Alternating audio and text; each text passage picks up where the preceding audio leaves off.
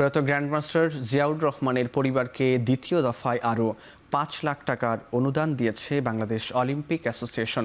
মঙ্গলবার বিওএ মহাপরিচালক অবসরপ্রাপ্ত ব্রিগেডিয়ার জেনারেল ABM শেফাউল কবির তার পরিবারের হাতে চেক হস্তান্তর করেন।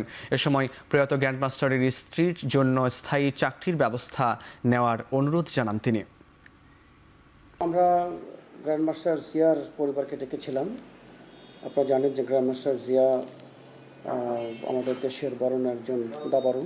উনি খেলার মধ্যেই মৃত্যুবরণ করেছেন। এটার জন্য বাংলাদেশ অলিম্পিক অ্যাসোসিয়েশনের পক্ষ থেকে আমি তার পাশে দাঁড়িয়েছি, তার পরিবারের পাশে দাঁড়িয়েছি এবং ইতিমধ্যে তাকে ৫ লাখ টাকা দেওয়া হয়েছিল। গত ২৪ জুনের যে ইসি কমিটি হয়েছিল সেখানে সভাপতি মহোদয় আরও তাকে ৫ লাখ টাকা দেওয়ার জন্য অনুমোদন দিয়েছেন। তো সেই হিসাবে আজকে আমরা গ্র্যান্ডমাস্টার জিয়ার ওয়াইফকে আমাদের অফিসে ডেকেছিলাম।